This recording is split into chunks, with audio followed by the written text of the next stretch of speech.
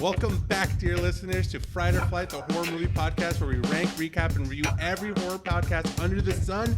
Dead End Special Edition. Today, newly minted series franchise Haunted Mansion, released in 2003, gets its first remake in a 2023 release of the same name. Hi guys, I'm Gem Scare Geraldine. I'm the fright of the podcast. I like scary things, and these are fun, so I'm excited to talk about them. And I'm Frankie. I'm the flight of the podcast. I'm scared of scary things. And today we have a special guest with us. We have Bailey B of our sister podcast on the same network, BookishandtheBeast. Welcome. Hello. Now, you are not a horror movie expert. No. Why are you here? What is your claim to have the knowledge to be on a Haunted Mansion podcast? I'm obsessed with the Haunted Mansion ride at Disneyland and Disney World, despite never riding them. They're a special interest of mine. Yeah, you live a tragedy. Yeah. Yes, but one day. One day. I'll get there one day. Yes, maybe. A big aspiration. This episode specifically is going to lift off and it's going to pay for my trip to Disney World. Yes. Pay for it. Yeah. You, listeners, take her to Disney. We gotta Make go it to happen. Disney, yeah. You know, she also is a streamer on Twitch. I am. That's right. Wolfie Fiesta on Twitch. What do you play on? What do you play on there? You want to tell them a little bit? I'm very inconsistent. Hey, that's okay. So The Sims, Cozy Games, Comfy Games, Dreamlight Valley. What else do I play? Pokemon? Mostly Pokemon. Did you also Pokemon. say Sims? I feel like you did, Yeah, but I couldn't. The She Sims. said couldn't. Sims, yeah. My brain, it's Yeah. mush. Well, I'm excited to talk today about this movie. This new movie came out 2023. I don't think it did very well at the box office, but I rather enjoyed the film. I think it did okay. It's not terrible. It's not the worst one. I mean, when It we didn't went, tank. it felt like the theater room was pretty The full. theater was full when we went, yeah. Right, and we went at kind of an odd time, too. Right. Do you Right. guys have any experience with the original film? Have you guys already seen that before? Yes, I grew up with it. Yes, I did too, many times. Yes. It's a staple. I have recently revisited it several times over the last few years. It still holds up Yeah, it's a Like- good movie. very well. You know what's a blasphemy about it though is that Eddie Murphy thinks it's a shitty film. He doesn't like it. Well, to be fair, it is a movie of the time. It was made in 2003. 20 So, years. Yeah, and it was 20-year like a difference. direct-to-DVD or direct-to-VHS movie at the time. Really? It didn't even come out in theater? No, I think it had a theater release because I know it had it had a $182 million box office. Oh, did it? So it did come out in theater. Oh, well, I didn't go see it in theaters, and I don't know if any other kids did. You know, I think didn't see it in theaters. I think it's either. interesting because I do think there's a whole era and generation of a lot of films who didn't reach their popularity until home video, whether it be on VHS or DVDs. And I think a lot of the Disney animated films, in the 2000s, got really popular Yes. through at-home video specifically. Yeah, for sure. Yeah, they really got a second wind, I think, a lot of the Disney animated movies.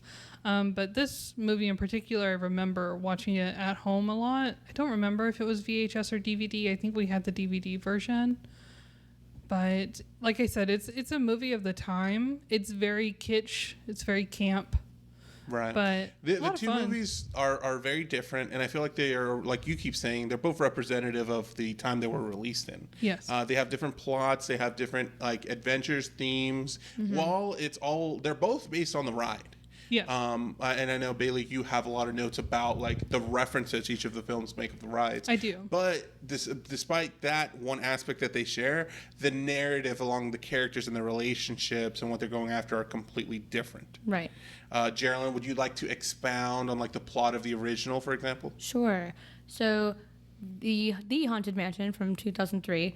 First of all, it was directed by Rob Minkoff, written by David Barenbaum, starring Eddie Murphy, Marsha Thomason, Jennifer Tilly, Terrence Stamp, Nathaniel Parker, Wallace Shawn, Dina Spivey Waters, Mark John Jeffries, Ari Davis, and many others.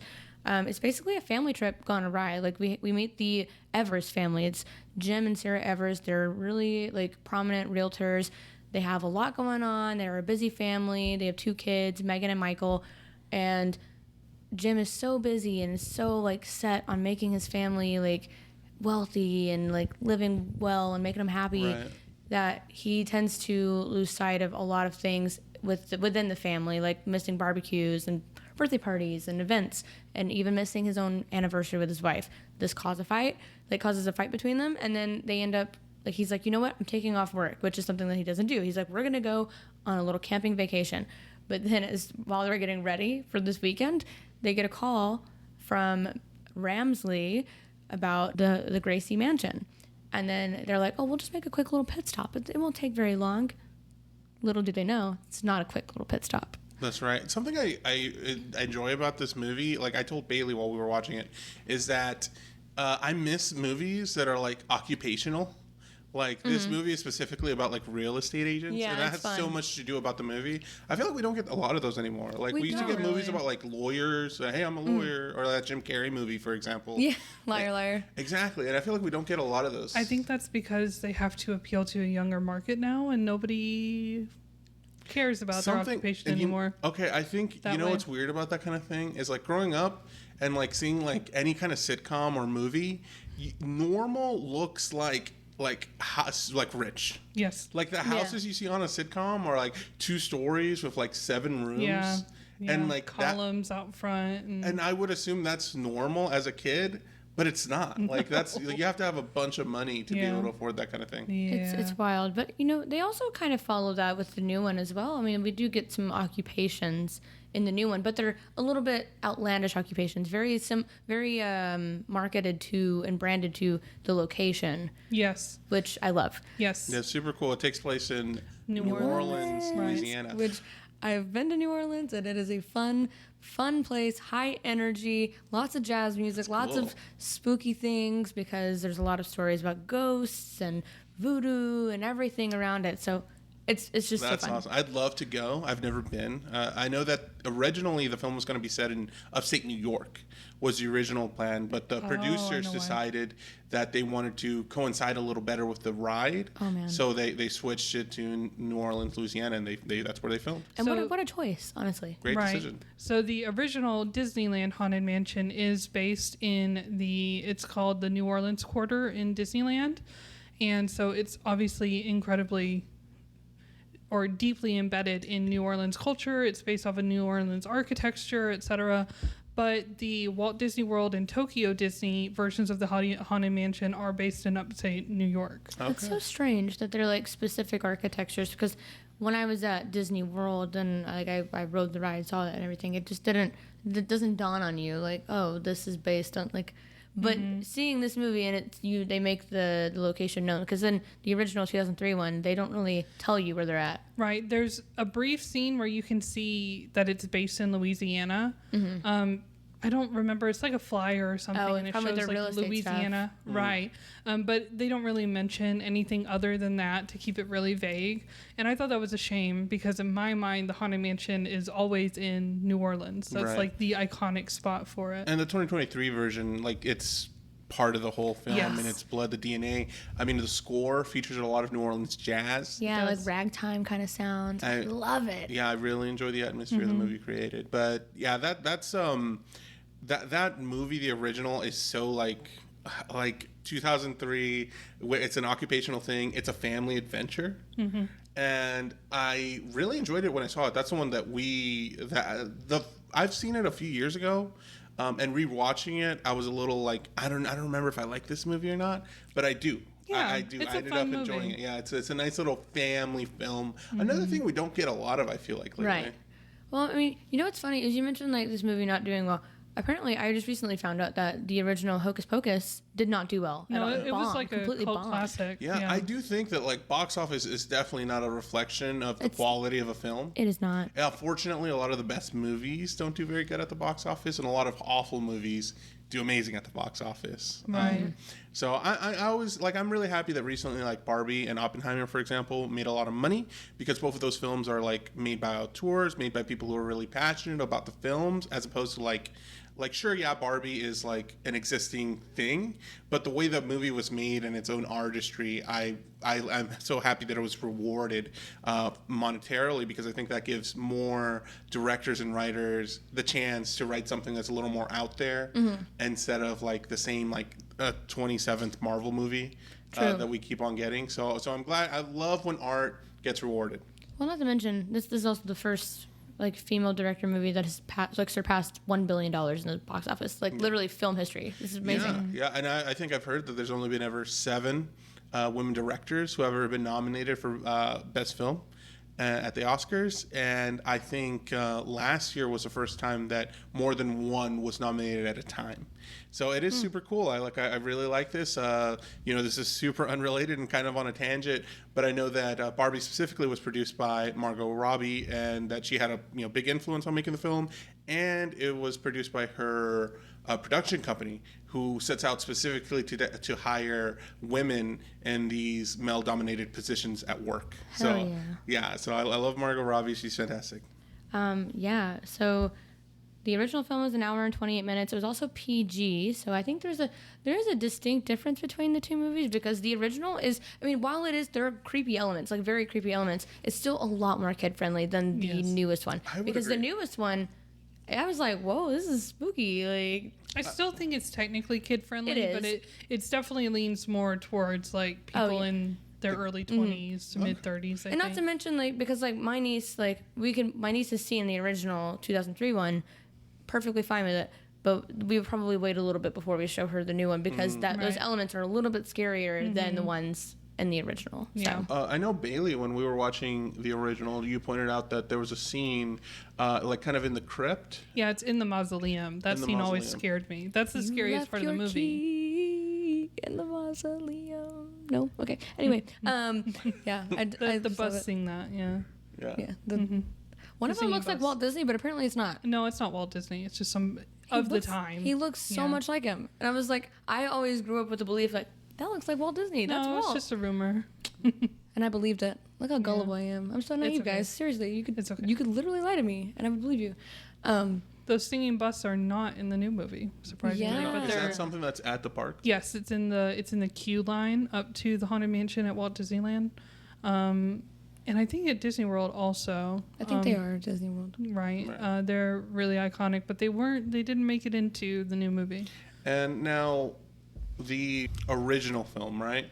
Like we said previously, they're both based on the same ride. Yes. Which I've never been on. Have you been on it, Geraldine? I have, and it was only recently. I grew up never going to Disney until January 2021. So it was just fairly recently that I have even been to Disney and rode that ride, and that was probably one of my favorite rides. It was literally hands down so much fun, and then also like being on the ride and actually witnessing it. It makes it so much more like cool knowing that these movies were influenced by this. Like the ride came first, Right. and then the movies came after, and then they developed these stories based on it. It's just That's so kind cool. of like the Pirates of the Caribbean is the same deal, right? Yes. Where it's based off the ride itself. Yes. Really cool idea. And then the movies seem to have like exceeded the ride in like notoriety, which is really, really interesting. Yeah. Because I feel like if you told somebody, oh yeah, that movie series based on the really popular ride about pirates at Disney World or Disneyland, people would probably be like, what are you talking about? Yeah, I don't know if everybody knows that. Well, I didn't know that actually, but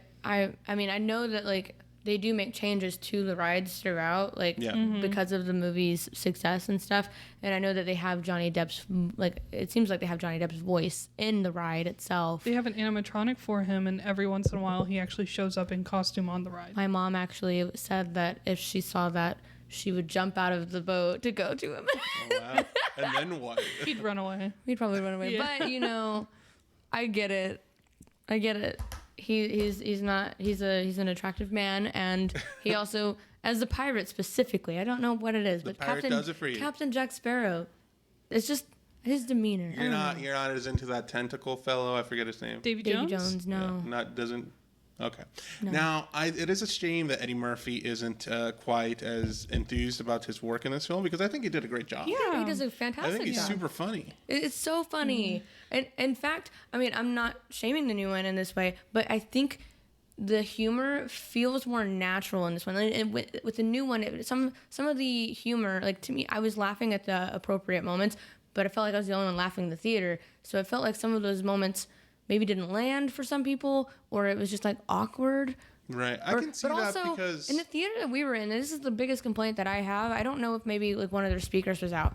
It really did a disservice to the film, because sometimes the music was way louder than what I was hearing. That has been an issue in multiple theaters, I've noticed. I've noticed it during Spider-Verse and Oppenheimer, And in this movie too, it's like sometimes it's just so hard to figure out what the person is saying. Yeah, I've heard that. I don't have that complaint personally, just generally, but I have now heard it a few times where people are like, movies are too loud now.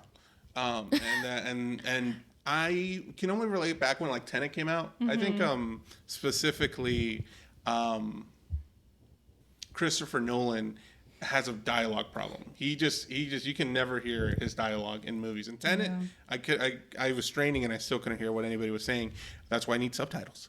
Right. I wish they had closed captions. Normalize subtitles for everyone, please. Yeah, I feel like most of us are asking for it. Come on. It's not that hard to do like a showing with subtitles and a showing without. Easily. I'm sure a lot of people would. I'll transcribe them for you, dog. Yeah. I'll do it. But yeah, I also, like, you brought up Ramsley. I really enjoy, he's played by Terrence Stamp. Yeah. Who I'm not very familiar with, but his performance is so just like, I feel like he could have been on like a big drama if he wasn't already. No, He he always plays the bad guy in every movie he's in. They typecast this poor man so bad. He does it so good, though. He does. Recently, the last film that I've seen him in was Last Night in Soho, which I'm not spoiling anything at all, but like this character, like I was like, oh, he's so sleazy. I can't stand him. I'm really jealous of you. I really wanted to watch that movie. I haven't seen a lot of Edgar Wright films, but I do want to see more. You need to watch the film, and then it's kind of spooky. We could definitely cover it. Okay, maybe we could definitely cover it. That might be a future Dead End special. I think part of the reason the comedy might have been a little more natural in the original is because Eddie Murphy is a comedian. Yeah. Right. And while I feel like Lakeith Stanfield is typically not involved too much in, like, he is in humorous things, but I feel like he's usually in more serious things. Well, I was gonna say this, like, I know, well, at least I know a lot of people in my life are not a huge Tiffany Haddish fans. I think she's personally hilarious. She is I love hilarious. And I think she carried this new movie with her humor. Like, it was just funny. I agree. She was great. There's a few scenes of the new film. I don't know if they're ADR, like she went back in and just added lines while the camera wasn't on her. But there's so many lines where she just keeps on talking, like the conversation keeps going while another thing's happening, and I think it's super funny.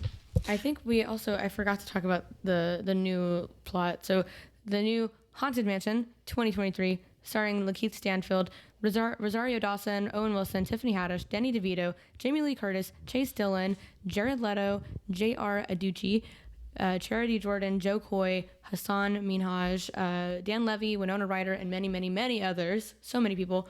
It was directed by Justin Simien. I don't know if I'm saying that right. Simien, maybe. Written by Katie Dippold. It's about this man who gets contacted by this mother and her son. They move into this haunted mansion, but they don't know that it's... Well, I don't know if they know it's haunted until they step in there, and then obviously weird shit immediately starts happening, and then they pretend like it's not happening, and they're like, haha, yeah, no, deuces, and then they run away, and then you're like, oh shit, like that was quick.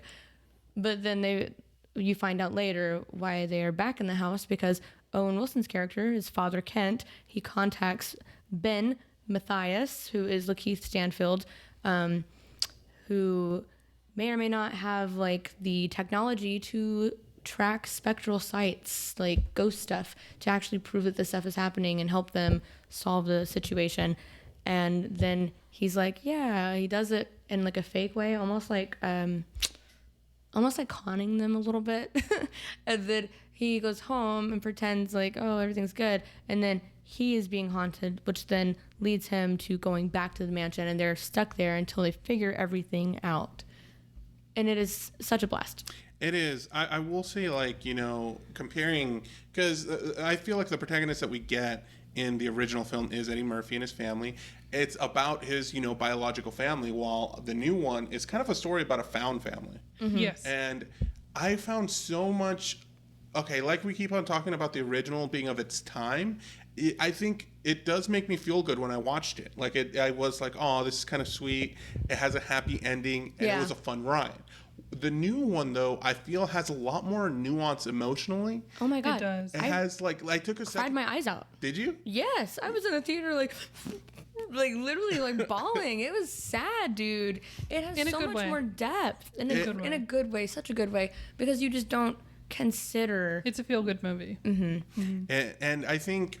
It's just deep. It's a lot deeper with the relationships. While the first one feels like it's deep in like a live, laugh, love kind of way, this one actually has, like, it took me a bit to get around to Lakeith Stanfield in the movie, because I agree with you. Like, there's some scenes that I just feel like are a little heavy or tacked on, that I feel like his performance is awkward, or it's obviously... Well, I wasn't like specifically pointing him out. I'm just saying, like, in general, the environment, like, in which some of the stuff was like presented was a little bit awkward. Not always, but some of it just didn't quite land like immediately.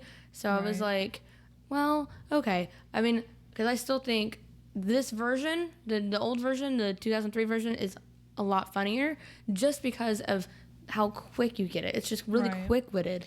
It's funny in like a Seinfeld kind of or maybe sitcom kind of a way, I think the 2003 Haunted Mansion is. But the new Haunted Mansion, it is very socially awkward, and it's aware of that, because most of the perspective is through Ben, Lakeith Stanfield, and he is just a very socially awkward person. Right. And I appreciate that, because I'm also very socially awkward. Yeah. So while I was cringing, I was also like, There we go. this is the representation that I needed. Okay, yeah, I agree with that. I feel like in general, a lot of the newer cast is a lot more just relatable, friendly, just like like just real characters. While the first one was just like stereotypes on a family dynamic. Yeah, I will say Eddie Murphy was basically kind of like the only character that had like a full developed personality, I think. Yeah, and I think besides him, maybe like Ramsley. Ramsley was interesting. It's just all the other I think characters. his son may have been the only other person, because like Maybe, he faced his fears and overcame his fears. Yeah. To be strong. But for every his other family. character was kind of just like a very flat, two-dimensional sort of. Here's the wife. Here's the teenage daughter. Yeah, the wife was just a wife, and the teenage daughter was the rebellious teenage daughter. So, but they were like, because focus on Eddie Murphy. Focus on him. I will say though, the two, like the maid and the butler, they were so funny to me. Oh yeah. I think that was it's Wallace Shawn as Ezra and Dinah Spivey as Emma. I feel like they were just so funny to me. Yeah, they're very funny. I really enjoyed them in the original movie. I also want to go out and say too that I really appreciate that they are both film franchises that represent Black people. Like they're very important. And then when they make this remake, they kept that going. Yes. And I really appreciate that, because I feel like having a consistent franchise like with certain kinds of people in it is very indicative of like progression and like the film industry especially. So I really appreciated that. You know what's funny? As I wrote this down, because I was reading like some like little trivia bits about like each film, and in the 2003 trivia, I found that in Eddie Murphy's comedy stand-up called Delirious in 1983, he made a joke regarding Black people in the horror movie, like haunted homes. He's like, Black people basically wouldn't do that. They would not be in like haunted houses. They'd get out as soon as something happened. Right. But then here he was later, 20 years later, like the lead role in this film, and I just think that's really funny. That's funny. I will say though, on this new one, like they all basically immediately like, did nope, that. Yeah, never mind. I'm not going to deal with this. Relatable, but they actually, the way that they brought it around is a direct reference to the way that they brought it around as a story was a direct reference to the ride, because at the very end of the ride, when you're in your doom buggy and you're going by, you hear the ghost host who has been leading you through the whole ride let you know that a ghost is going to follow you home. And you see like yourself in a mirror with one of the hitchhiking ghosts with you. Oh. So that's a theme. And I've even seen like stories of people who were kids who rode the ride and were like, yeah, I always looked behind me trying to find the ghost so they couldn't follow me home. But so that's like a theme of the ride, and they brought that directly into the movie. Didn't even think about that, but yeah, that's so true. Every single person had a specific ghost that followed them home, and every single ghost was a direct reference to a ghost that is pertinent on the ride or the area. Yeah. Okay, wow. And you had said previously that you feel like this new film has a lot more references to the ride than the original. I do. A lot more overt references. I don't think a lot of people would catch on to them quite as quickly as somebody who is as obsessed with the ride as I am. Right. But it really does. Whereas the original Haunted Mansion in 2003 has a couple of really strong points that are directly based off of the movie. I felt like almost every single piece of set dressing and just like tiny character moments and everything in the new Haunted Mansion movie was like directly like, yes, this painting in the background is a reference to this painting on the ride. And, you know, it's just little things like that. Right. It's that really awesome. and the 2003 one doesn't even show the Hatbox Ghost. And this one, he's a character. That's because in 2003, the Hatbox Ghost was not on the ride. Really? Yeah, so the Hatbox Ghost, I'm so excited to talk about this. Okay. I don't know if we should save it for later, but Go ahead. basically the Hatbox Ghost, back when the ride was initially opened in 1969 in Disneyland, the Hatbox Ghost was an animatronic in the attic, which is, the attic scene is like one of, if not the most iconic scene of the Haunted Mansion ride. The Hatbox Ghost was there, but it didn't even last a couple of weeks. They took it out of the ride in 1969. But can you imagine, it was like a rumor, essentially. A lot of these people who went on the ride right when it opened was like, I remember this Hatbox Ghost. Oh. I remember, it didn't even have a name. They just started calling it the Hatbox Ghost. They were like, I remember this Hatbox Ghost, but it's not there. It was like a old age Mandela effect. Yeah. Yeah. That's cool. And then there were videos that came out from the opening day at 1969 that showed the Hatbox Ghost. That's gnarly. But it wasn't there on the ride. The Hatbox Ghost was missing from the ride until 2015. Really? Yes. So it took like, what is that, like Wow. 50 years almost for the Hatbox Ghost to reappear at the Haunted Mansion ride. There were a lot of rumors pertaining as to why it went missing. Because a lot of people initially thought that the Hatbox Ghost was like kind of the main villain of the Haunted Mansion when they wrote it the first time. But one of the rumors, I think the most prevalent rumor was that it was just too scary and it scared too many kids, so they took it out of the ride. But Leave them kids at home then. it's actually because the special effect that they were using on the Hatbox Ghost wasn't working as intended. They didn't have quite the technology to work at the time. Right. It was just something about the lighting wasn't working. What happens on the ride, which I don't know if you would know this yet, or I don't know if you've rode the one in Disneyland. Not Disneyland, just Disney World, so it might be different. Yeah, so I don't think the Hatbox Ghost is in Disney World quite yet, but it's supposed to come later this year. Hells yeah!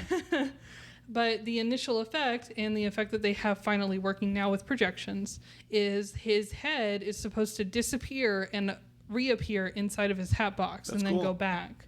Right. But like I said, as intended in 1969, it was not working, so they removed the original Hatbox Ghost, and it became a myth of the Haunted Mansion for upwards of 50 years until it reappeared in 2015. That's so cool. That's some deep lore. There's a lot of deep lore about almost every character, like even semi-deep lore of every character, every like image that you see in the Haunted Mansion, every painting, every ghost, etc. There's almost always a story surrounded by it, but the Hatbox Ghost was the only one that we didn't have a story besides his disappearance and his reappearance in 2015. And this movie really featured the Hatbox Ghost very prominently as the main villain. Mm-hmm. Yes, and this movie is basically their story for the Hatbox Ghost, his background, and I really appreciate That's really that. cool. That is cool. You know, I found out recently that they had another like creepy ass ride. It was like an alien ride. Yes, they did. It was called Extraterrestrial. And apparently kids were too fucking scared. They were, and it got ruined. It was called Extraterrestrial, so like extraterrestrial, but terror in the middle. It looked terrifying though when I watched videos of it.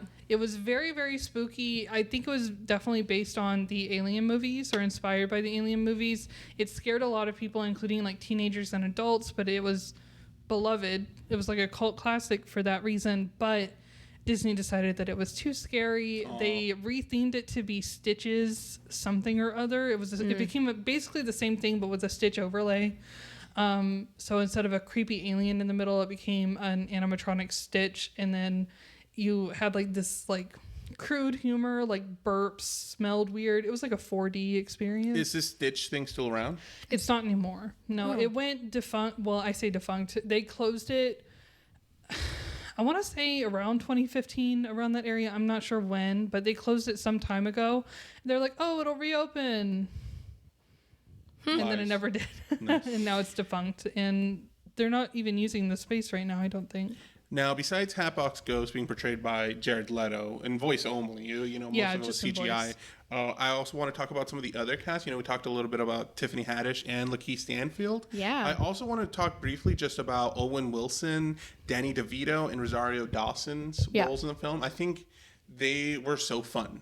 They were. Like, they didn't all get like a bunch of screen time, but they were like killing it every time they were on Fun screen. fact, Owen Wilson did not say wow one time in this film. Oh my gosh. Wow. How I dare guess he? not. Yeah, how dare he? He's probably tired of it by now. He's probably like, please, God, stop. He also didn't say ka-chow. No, that'd be gnarly. When he got in the car and be like, Yeah, "Ka-chow." he was in a car at some point, but I don't even know if he drove it. I don't think he did. Yeah. But he should He was have. like, I'm not going to drive this The car. director should have done it. I found Owen Wilson to be super funny. Oh, yes. He was really good in this movie. I appreciated it. He's always, my not my stepfather, my bonus father is what we call him. He mentions that Owen Wilson typically plays a con man in almost every movie he's in too. You're right, yeah. And I'm like, that is true. He does it really good. does. He does. Yeah, he's He really does a funny. good job. I like his character. Because obviously we think he's a priest. That's how he dresses. He's not. Yeah. It's like a spirit Halloween costume.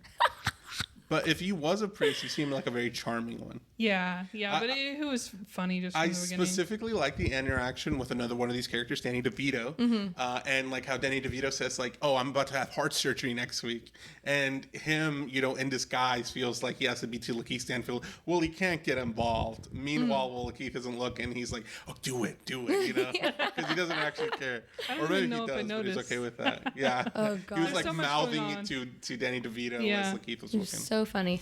And speaking of Danny DeVito, I think he did such a good job. He did really good. I love that they let him be kind of a joke in this movie. Yeah. Yeah. Because that's what he's good at. And He is he's such good a at meme right now. Anyway, Yeah. there's one part where he's like actively fighting someone and like kicking them. And I was like, this is meme material. It is so good. I love it. He basically played the same role he plays on Always Sunny. He was very Yes. just like funny and just argumentative. Yeah. It's very silly. One of my favorite parts of this movie is it was a very serious moment. Lakeith Stanfield's character Ben was like talking about his wife Alyssa, and he's like crying and stuff, and he's talking about his wife's eating habits.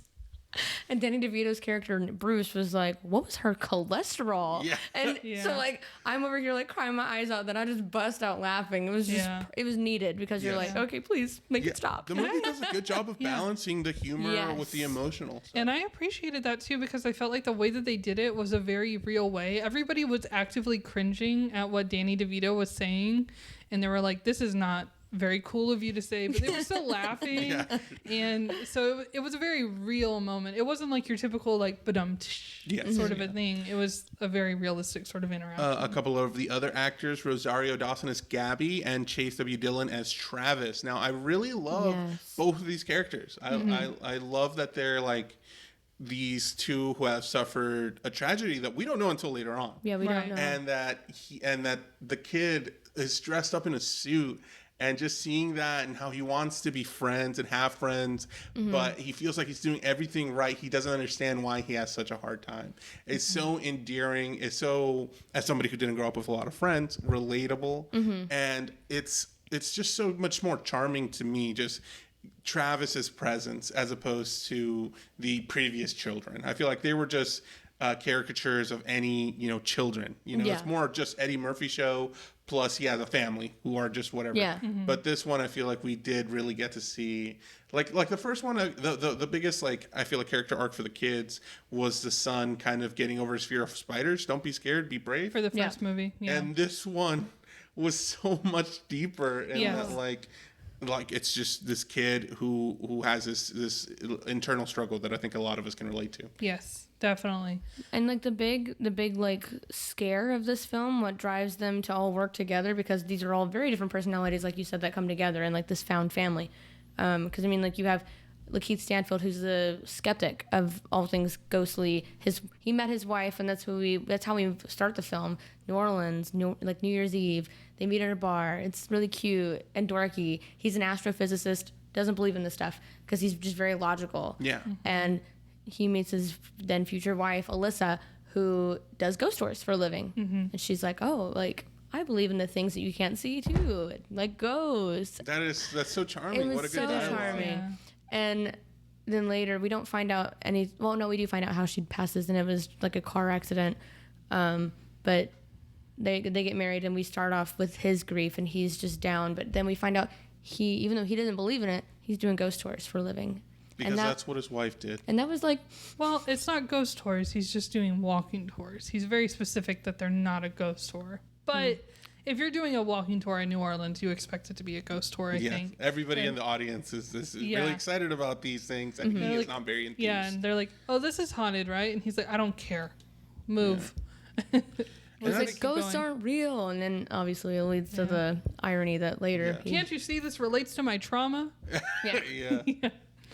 I really enjoy all that. Like you said, it is trauma. And it's not that I enjoy trauma, but that I enjoy seeing all these characters go through it. And It's just very real. And it's the best way that I can describe it is just raw. Yeah. It was a very, like, all these moments were really raw where you get to see these characters, like, talk about their grief. And that's what the big thing is like, this Hatbox Ghost has collected 999 souls, and he needs one more until he can, become, like, human again, or, like, complete his mission and, like, do all these terrible things. And all these ghosts are terrified of him, and he needs somebody's grief to overcome them so badly that they are a willing participant, a willing soul to give. And so we are under the assumption that it's going to be Ben the whole movie, and then it's like revealed later that it's not also Ben. So I want to talk about that because I feel like that is a big difference between the two movies. The original, the movie kind of ends in a resolution where Eddie Murphy and his family have, figured out a conundrum, found out who's really to blame, which was Ramsley. Yeah. The scene where he gets like dragged down to hell. Cool as hell. Oh my gosh, that one is scary. That one little scene, but it's also super gnarly just visually to look at. And once the day is saved, all the ghost spirits, they get to go back and finally move on. The movie a lot was about like that sense of moving on. Right. Where I feel like there's a big difference in that, which I was happy with when I watched it, but I much prefer this new one where this is what I was hoping for. It reaches a resolution, and all these people who initially feel like they got conned into being in this house, besides Danny DeVito's character, end up, you know what? We want to stay here with each other because we love each other. And the ghosts, they want to live here too. Yeah. And we're all going to be happy together. I really love that because I think that the ghosts are a huge part of what makes the Haunted Mansion so endearing. It's so cool. It's so cool. And we really get to see, like I said, so many ghosts that are very iconic in this movie. It would be very sad for me to see them leave, even the mean ones that are maybe a little less cool to live with. Yeah. But I still would want to live in the haunted house with them. Right. So I was very happy that they all decided to stay. Now, I will say in the new one, the twist got me. I wasn't expecting it. Oh my God. Me too. Because previously, earlier on in the movie, we're seeing that Lakeith Stanfield is talking to the son, and he is explaining to him that he doesn't like his life here. He doesn't want to tell his mom because he's afraid it'll hurt her feelings, but he wants to go live with his dad. And Lakeith Stanfield is like trying to comfort him in this moment. And this is something that is deep. Like, I mean, come on, like people with divorced parents who lived in different areas, that is a real life pain that comes to be dealt with. But what the audience doesn't know in this moment is that later on in the film, it's revealed that his dad isn't just living out in Connecticut somewhere. That's not where he wants to visit him. His dad has passed away. So when he's saying that he wants to go visit his dad, he too. Yeah, he and the antagonist of the film uses this to his advantage because, like you said, it has to be a willing participant, and he uses his grief, the loss of his father, to get him to be that thousandth soul. Right, and that was foreshadowed earlier too, because you see the original owner of the mansion, who was William Gracie. The only reason that he passed away is because he willingly took his life because the Hatbox Ghost tricked him into believing that his lover, who had passed, Eleanor, wanted him there with her in the afterlife. And the Hatbox Ghost is specifically who manipulated Gracie into killing himself with poison. So it seems like that was foreshadowing for directly what he did with Travis, Right. and his father, the exact same trick. Yep. So sad because like you get this like this raw moment when Ben realizes that Travis wants to like harm himself. Oh my gosh, he like runs after him and tries to save him, and then like Travis turns around and he's like, I hate it here. Nothing makes sense without him. I literally lost my shit in the theater. I was crying my eyes out. I was like, this is so freaking sad. It is, yeah. It was so sad. But that's what makes it so good. I really enjoyed this one. Yeah. I really enjoyed it. I think it was just on all levels, just a good film in and of itself, but while also paying homage to The Ride and the previous film. I know like something big about this one that it featured the stretching room. Is that what it's called? Yes. I love the stretching room. The first one never touched foot in the stretching room at all, the first film. But this film, immediately, the second you step in to the Haunted Mansion, basically it's based in the stretching room. That's where most of it is. And that made me so happy. It's like one of the more iconic rooms in the entire ride. It's not even in the ride. It's part of the line queue, but it's beautiful. It's wonderful. The second that they walked in there, I was like, there's the wallpaper and the gargoyles. That's my stretching room. I love it. I love the aesthetic of just the film. The floating candles. Oh, yeah. I think is super cool. The floating candelabra is also a reference to the ride, because you see that in the ride in an endless hallway. You see many endless hallways in this movie. How is this movie like? You said this movie has more references. Yes. Like what are like? Is there any difference in the way things are referenced, or is it more so just that there's just more? It's a quantity kind of thing. I would say that the way things are referenced, the only thing that's similarly referenced is the attic scene, whereas a character has to go into the attic for whatever reason, just to visit. But otherwise, in the original Haunted Mansion film, a lot of the references were made as jokes. Like we mentioned, the singing bus, those were a joke, the marble bust. And then there was also, I consider it a reference, when they're trying to get out of the attic in the original movie, they bust through the window in a carriage, which are two separate references. In the ride, that's how you leave the attic, is you bust through like a window balcony and you kind of, I say crash, this is going very slowly, but you crash down into the graveyard in the back. And the carriage is a reference to another item that is on the line queue, which is a carriage that is being pulled by an invisible horse. And of course it's invisible to us because it's a ghost horse. And you like horses. Yes. Anyways, moving on. That's really most of the references that they make in the original movie. I'm trying to think if there's anything else. They do have the hitchhiking ghosts in the carriage with them in the original. I know they have the bride's dress. Yes, they do have the bride's dress. I mean, the hanging, and that's another parallel. I wish that we could have seen that in the new movie, now that the stretching room was so pertinent. You don't know this, but in the line queue, in the stretching room, of course, you watch the room stretch. You see these paintings stretch above you. The door closes behind you and you realize there's no windows, no doors. And you hear the ghost host who is speaking to you say, there's no windows and no doors. There's no way to escape unless you take my way. Or either become a ghost or take my way. And then there's thunder and you see above you in the stretching room, it's actually a bunch of glass and thunder and lightning goes off and you see a body hanging. Oh, wow. Right. So it's very spooky. And you see that in the original Haunted Mansion movie very briefly. Technically, it was William Gracie in that movie and not the ghost host. But in the original movie, in the ride, it insinuates that the ghost host killed himself inside of the stretching room. What do you think about the houses, comparing like the architecture or just like the interior of them? Do you have a preference in the sets for either of the films? Definitely the second one, or the most recent one. It just feels a little more solidified and a little more real. The interior feels very Gothic, Louisiana architecture, and very realistic on the inside, whereas it feels like the original movie was going for more like this sort of ballroom-esque kind of a feel. None of the rooms were specific references, I feel like, to rooms that are in the actual ride. And the setting just kind of felt okay in the first one. You focus a lot on the graveyard and the mausoleum for whatever reason. There is no mausoleum in the original ride, but Which is whack. yes, They should add it. they should add a mausoleum to the original ride. But I just really prefer this new one. It's just literally, like I said, every single piece of set dressing is a direct reference, pretty much, to the ride, and I really appreciate that. Okay. I mean, even they even have the groundskeeper and the hound. They did in the new one. Granted, they're not ghosts in the ride, but they're ghosts in the movie. It's and cool. That's pretty cool, yeah. It was very cool. So it was really nice to see them.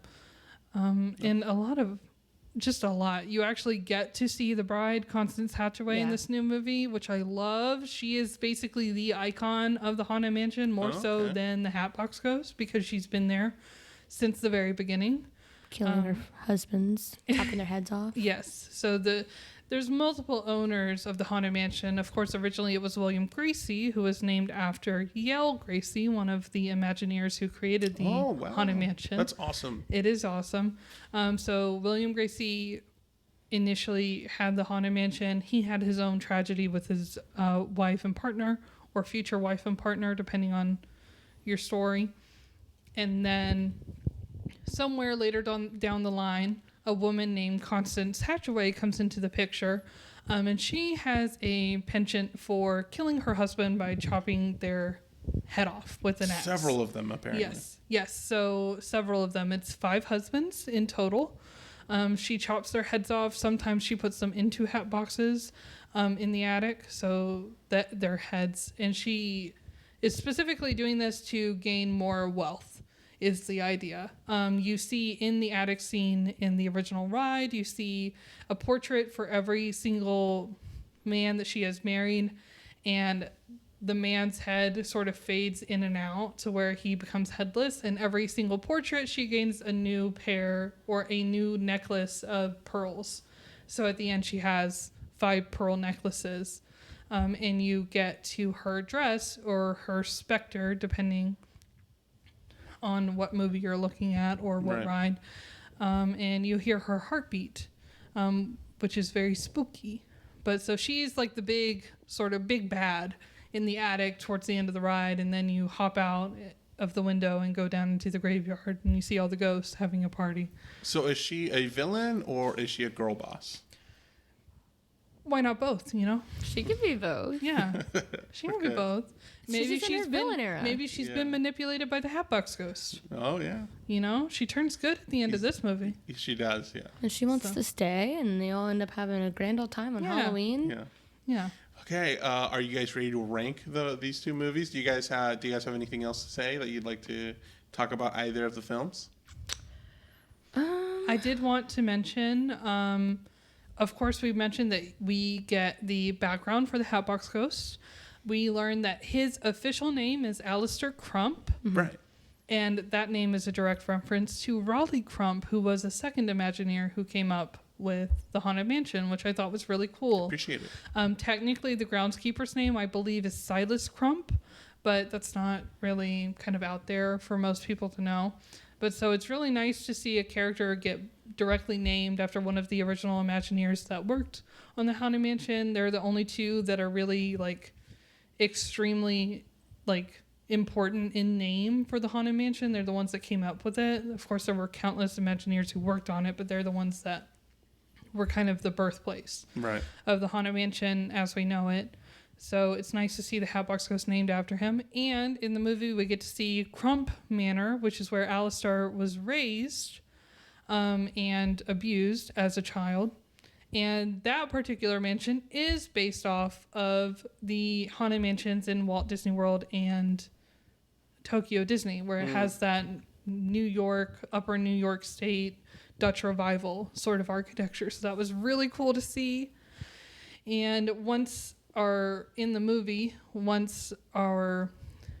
group of protagonists go through this tour and end up trying to find his severed head, they go underneath the fireplace in the Crump Manor, and they actually find countless graves that Alistar had created by killing many, many socialites. All of the graves have funny sayings on them, and that's a direct reference, again, to the line leading up to the Haunted Mansion, where you can see countless graves referring to many Imagineers and ghosts who live in the Haunted Mansion and how they passed away. Now that's morbid. It is. But so a lot of them are funny. Like, here lies dear old Fred. He bumped his head or something like that, you know. And we don't actually get to see many pets. There is a pet cemetery also at the Haunted Mansion ride, but we don't ever see that in the movie. Maybe that's a little too morbid. We did another sweet scene in the newest film. It's just the very end that, you know, there's a strand that the movie gives you about how the wife, Alyssa, passed away. And that she was on her way to the store and was in an accident. To get tater tots. To get some tater tots. Yeah. Oh, yes. And then when he looks down at the cat that's been outside his door at the end of the film, they have a name tag and it says tater tot on it. Yeah, and that made me cry a lot. They called it a ghost wink. Yeah, they did. And that was very sweet and made me very upset at the same time. That was at the very end of the movie, and at our showing at our theater, somebody in the front row got up and walked away. Yeah. Because they seemed like they were also crying. I heard people gasping and go, yeah. Yeah. I was like, oh my God, this is so much. One thing we failed to talk about was the center of the table. Madame Leota. I love Madame Leota. That's right. This one played by Jamie Lee Curtis. Yeah. And the other one played by the Scream Queen. Another Scream Queen, Jennifer Tilly. She's known for her work in the Chucky series. Yes. Okay. Now, I do have to say, I love Jamie Lee Curtis. Me too. But something about Jennifer Tilly. Jennifer Tilly's performance in the original one just really appeals to me. She reminds me so much of the original Madame Leota in the ride, and she's so sassy. I just really love it. Whereas this new Madame Leota by Jamie Lee Curtis is also very funny, but it's a little more toned down. A little more serious. Yeah, a little more serious. It was a little bit disappointing from me, at least, for Jamie Lee, because I love Jamie Lee, so I was like, yes, Queen. But like, again, like, there's just something about Jennifer Tilly to just hit different. Yeah. And like, especially like when they were like asking her, like, she would do all these little rhymes and stuff, and they were like, what does that mean? She's like, I don't know. She's like, I don't know. I don't make the rules. I just work here. Yeah, I just work here. And I literally say that on the daily at my job, and I'm like, God, yes, I relate, Madame Leota. You're right. She was super funny in the Yeah, and they leave her in the car, and he's like, stay here. And she's like, okay, what am I going to do? Yeah, she's so funny. Yeah, right. She's so funny in that movie. It's like, I'll wait here. Yeah, I just love that. You don't see a lot of Madame Leota in the ride. You just get the one scene in the seance room where she's saying, give me a sign and ring a bell. I do love the astral projection or the reverse seance. I love that concept.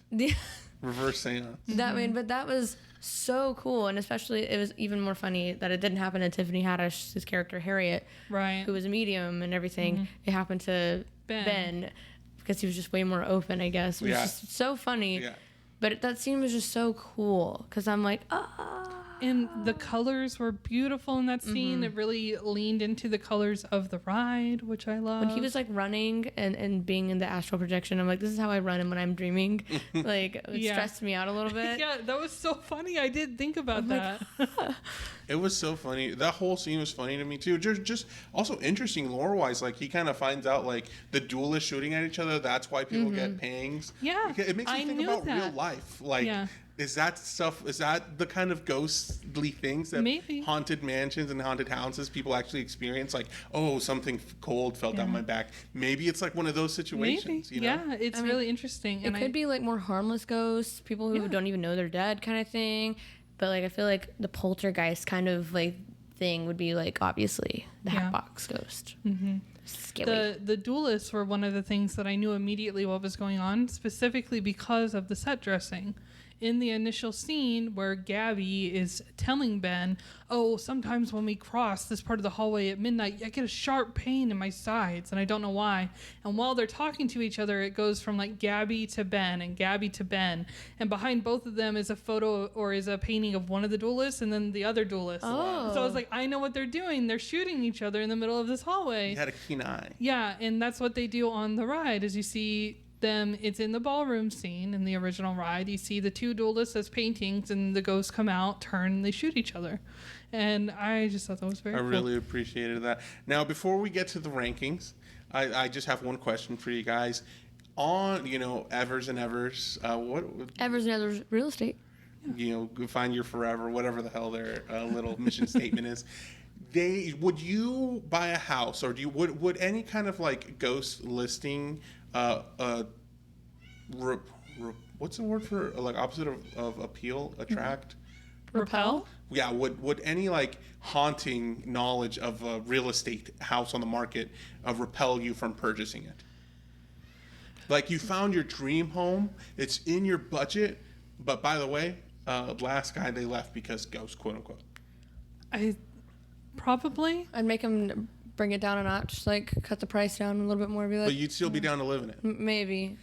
I'd have to do some cleansing, some energy It's weird. things. If it was like how the Haunted Mansion is at the end of this movie, I would be like, yes, I will live there 100%. But how would you know?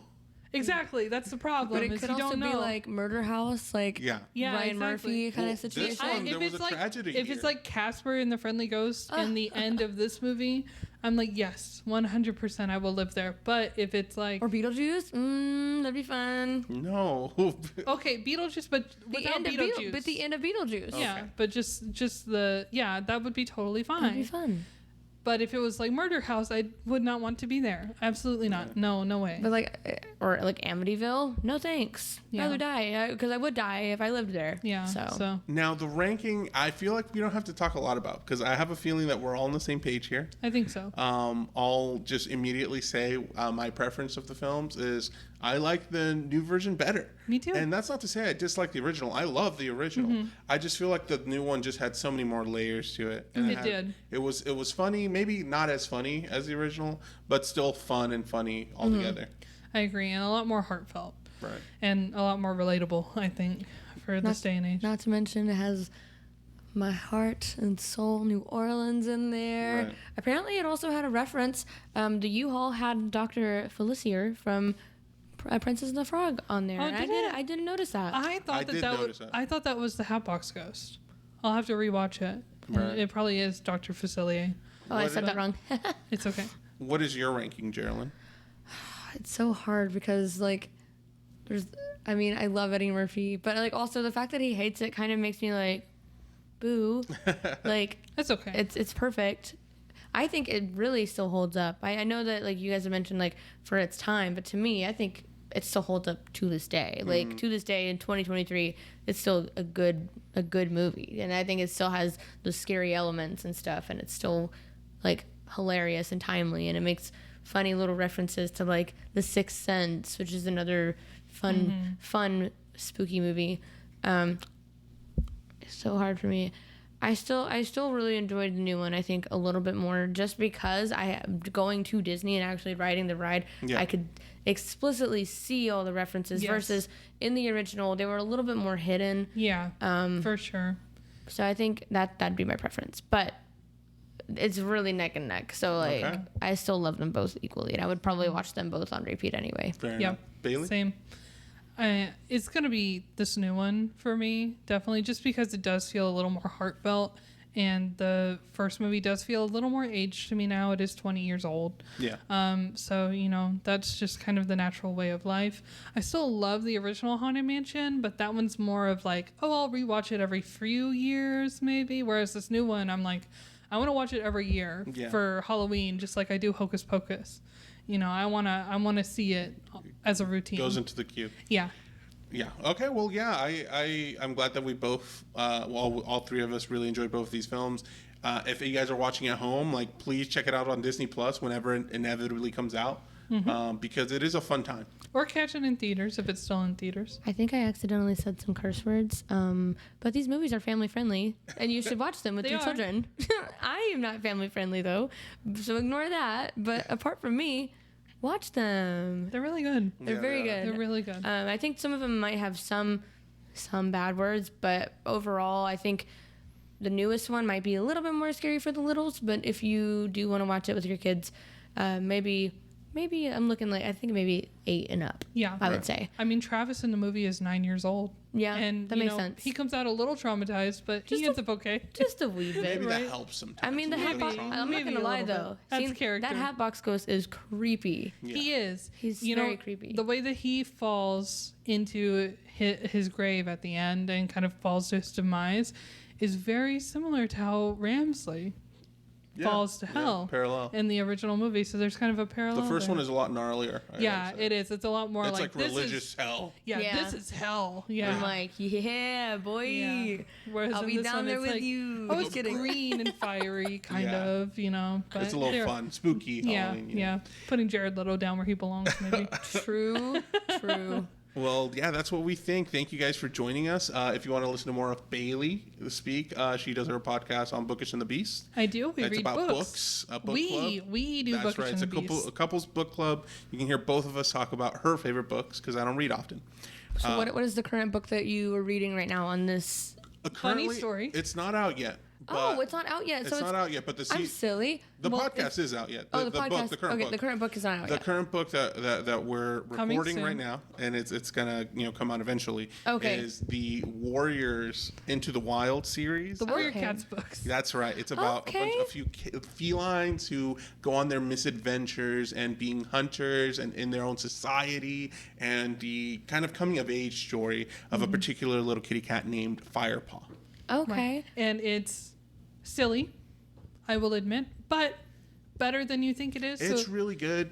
if you haven't read it, I've converted him into a Warrior Cats fan. I love it. I would criticize it all the time. And he likes to criticize, if you're listening to That's this right. He podcast. So if he likes it, you know that it's good. So I invite you to read along with us. If any of you when it comes enjoy out. Game of Thrones, It is. you would like this book. It's Game of Thrones, but Interesting, easy 'cause to I do read like and with Game of Thrones. cats. Yeah. And I a love lot- cats. Yeah, You guys might sell me on it. I'm serious. You should read it. It's short too. They are There's short. so many books I need to read. It's okay. This one one's jumps really, on the priority, baby. Yeah, this one's short. It's really easy to read, really easy to Yeah. digest, and a lot of fun. Yeah, so check us out on there. It's Bookish and the Beast on anything you listen to this on. You can find it on there as Yeah, well. Audible, Spotify, Amazon, Apple Podcasts. Apple Podcasts, whatever. It's but- there. But yeah, guys, thank you for listening. We'll catch you next time. Bye. Catch you next time. Bye. Thank you for listening to Fright or Flight, a Live Oaks Village production. This episode was hosted by Geraldine Johnson and Saul Alberto Arizmendi Ochoa. Editing and music composition by Saul Alberto Arizmendi Ochoa.